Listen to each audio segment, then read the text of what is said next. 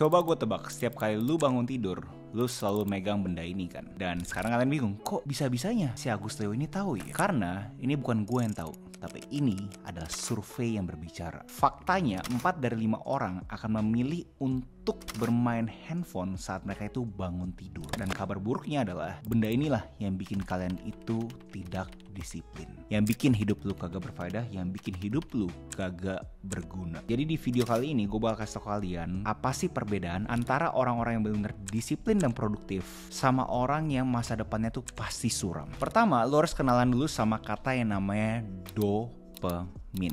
Basically itu adalah zat kecil di otak yang bikin lu ngerasa hidup itu seru. Jadi gue bakal jelasin kayak layaknya gue ngobrol sama anak umur 5. Gue bakal bilang, dopamin itu layaknya balon. Dan anak kecil pengen kan dapat balon. Dan bayangin aja, untuk dapetin balon itu, dia hanya butuh melakukan aktivitas-aktivitas seperti ini. Nggak bikin PR, makan es krim, rebahan di tempat tidur. Ngelakuin hal-hal ini aja, dia dapat balon. Anak kecil pasti happy banget kan? Kalian pasti berpikir, loh bro kok gitu dopamin itu bagus dong? Benar, bagus kalau misalkan didapatkannya itu dengan cara yang lebih susah. Tapi kalau lu dapat balon ini, zat kimia ini dari aktivitas-aktivitas yang gampang, itu berbahaya. Dari sana sekarang lu ambil kata dopamin ini dan abis itu taruh di sumbu Y.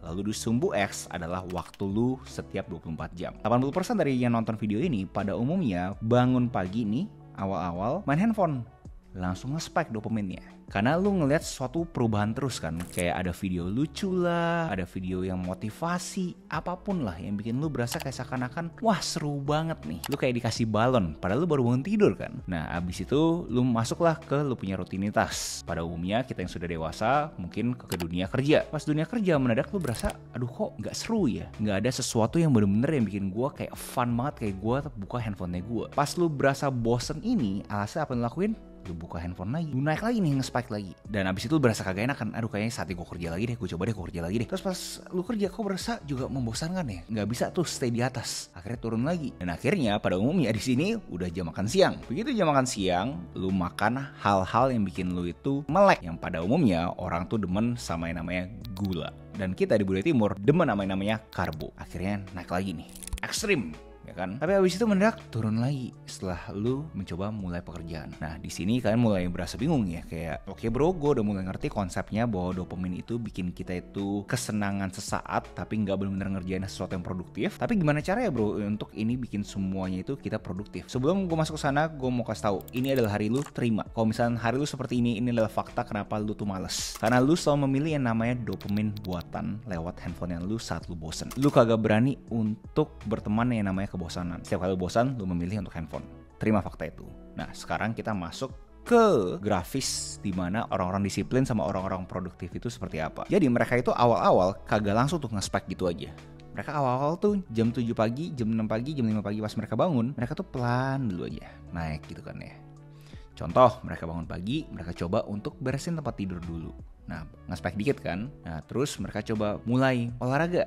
Nge-spike dikit lagi. Habis itu mereka mulai rutinitas untuk mereka masuk ke dunia kerja mereka. Mereka nyetir, mereka jalan kaki, masuk ke dunia kerja. Setiap kali mereka merasa kebosanan, mereka menerima itu. Mereka tidak memilih untuk mengkonsumsi handphonenya mereka untuk mencari kesenangan. Alhasil stabil nih, naik terus. Dan contohnya seperti gue, contohnya kalau misalkan kalian udah ngelakuin semua aktivitas yang kecil-kecil ini sampai di ujung harinya kalian, di konteksnya gue mungkin jam 9 malam nih, di sumbu Y jam 9 malam. Jam 9 malam ini gue baru dapat spike-nya gue nih. Contohnya gue memilih untuk gue main sama anak gue.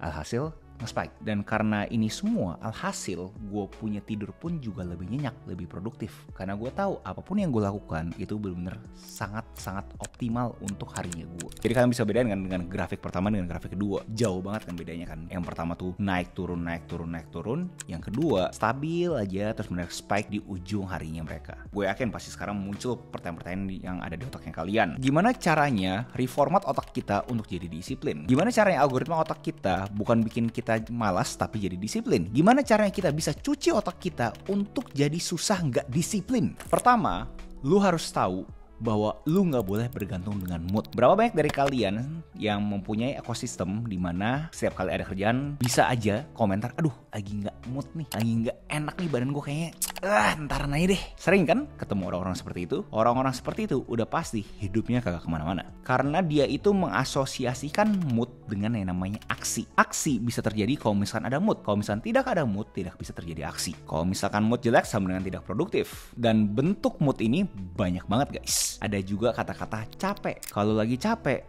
kayaknya hari ini nggak dulu deh, entaran aja. Atau berikutnya dibungkus dengan kata-kata stres. Aduh, gue lagi stres banget nih, kayaknya nggak bisa optimal. Mungkin minggu depan aja deh gue baru kerjain. Apakah bisa kata sama dengan ini kita coret? Mood itu tidak sama dengan aksi kita. Tanpa ada mood, kita juga bisa beraksi. Apakah bisa? Dan sebelum gue jawab, gue mau kasih klip dari Raditya Dika terhadap mood.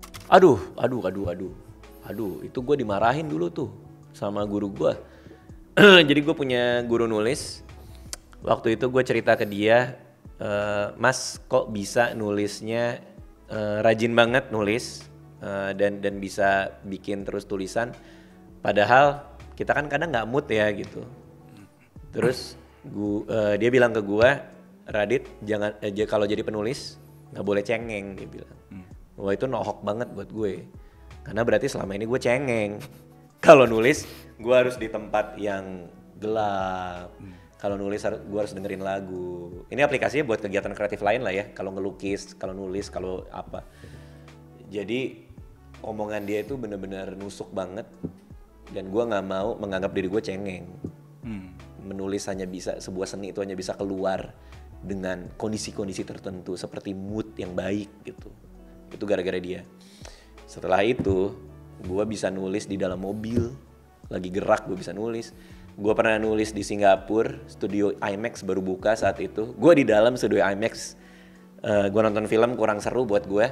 Gue pergi ke A1, buka laptop, gue nulis, jujung gue nulis. Bisa gue. Sampai hari ini gue bisa. Gue di HP bisa, di kertas bisa, di tisu bisa. Jadi gue gak percaya yang namanya mood. Gue percaya sama alasan yang membuat kita aman gitu. Maksudnya gampang ya nyalahin mood dibanding nyalahin kita kan. Karena aku tidak salah, aku tidak bisa nulis karena bukan salahku, salah moodku. Aku tidak bisa bikin ini karena bukan salah aku. Ini karena ruangan ini tidak terlalu dingin buat aku gitu. Kan paling enak nyalahin yang lain dibanding diri kan. Jadi ketika kita udah bisa bebasin itu, produktivitas pasti akan jauh lebih naik sih gitu. Yes, bisa banget. Tapi sekarang kalian harus bertanya, gimana caranya bro? Jangan cuma ngemeng doang. Gue yakin lu udah sering banget ketemu sama konten-konten di media sosial yang bilang, lu pokoknya push aja, lu pokoknya dorong terus aja. Lu harus bisa bilang bahwa lu bisa. Lu harus bisa afirmasi bahwa gue gak capek, gue pokoknya gak stres. Gue bisa. Dan ada beberapa dari kalian cobain itu, berhasil untuk awal-awal, tapi kagak bisa disiplin juga. Di sini gue bakal kasih kalian 3 step, 3 langkah cepat untuk kalian itu bisa konsisten untuk ngelawan yang namanya mood. Pertama, terima. Terima bahwa itu adalah moodnya lu. Terima aja. Kedua, acknowledge. Lu harus mengakui bahwa emang ada suatu rasa ini yang lu harus temenan. Acknowledge bahwa mereka tuh emang beneran ada. Ketiga, yang 99% orang tuh kagak berani lakuin, yang namanya reformat. Reformat ulang semuanya terhadap apa yang lu tahu tentang mood. Kenapa kagak banyak orang yang lakuin? Karena dia tahu begitu dia reformat semuanya, kayak kalian itu lagi yang reformat, kalian punya SD card, kalian punya hard drive, hilang semua kan. Begitu kalian lakuin itu semua, kalian punya tekanan. Tekanannya adalah ternyata kalian tuh bisa, kalian tuh nol. Kagak ada alasan lagi bahwa kalian tuh kagak bisa. 99% orang kagak berani ngelakuin itu semua. Di sini gue pengen kalian fokus untuk menyelesaikan video ini, karena gue yakinkan kalian yang fokus untuk menyelesaikan video ini pasti bisa untuk jadi disiplin dan produktif. Cara rewrite-nya gimana? Adalah dengan mengganti. Yang dulunya kalian bilang, gue takut makanya gue gak mau kerjain, gue capek makanya gue gak bisa, gue stres makanya gue harus realistis. Ini semua harus diganti. Gue takut makanya gue kerjain dengan ketakutan, gue capek makanya gue kerjain dengan kecapean, gue stres makanya gue kerjain dengan semua stres yang ada. Dengan reformat semua bentuk mood yang lu punya diasosiasikan dengan aktivitas, itu yang bikin lu beraksi, itu yang bikin lu disiplin, itu yang bikin lu konsisten. konsisten. Percaya sama gue, ini yang bakal ngubah hidup lu. Begitu lu implementasiin ini, orang-orang bakal kaget sama diri lu. Orang-orang tuh bakal nanya, gimana caranya lu bisa punya superpower ini. Buat kalian yang pengen nge-track seberapa konsisten kalian terhadap aktivitas-aktivitas yang kalian pengen kerjakan tanpa harus ke distorsi dengan mood, gue punya gerakan yang namanya Habit 30, dimana kalian cobain aja selama 30 hari ngelakuin aktivitas-aktivitas yang kalian klaim kalian kagak mau lakuin ataupun yang kalian mau lakukan. Di tracker semuanya, kalau misalkan kalian kagak mau repot, gue juga ada tracker sendiri. Kalian bisa komen aja ke Instagram gue, DM Habit 30, bakal ada trackernya juga. Itu juga ada newsletter, dimana gue bakal share semua insight yang gue punya terhadap produktivitas di gue punya newsletter. Kalian bisa langsung cek aja atau klik link di deskripsi. Dan ya, begitu kalian masuk ke movement ini 30 hari fokus, jangan lupa mention gue di Instagram apa hasil kalian setelah kalian melakukan ini semua selama 30 hari berturut-turut. Gue yakin ini pasti ngubah hidup kalian. So, itu aja video essay gue hari ini. Next video essay apa yang menurut kalian menarik untuk gue bawakan? Tinggal komen aja di bawah. Jangan lupa like, comment, subscribe, nyalain notifnya, share temen kalian, and I'll see you in next video. Salam kreatif.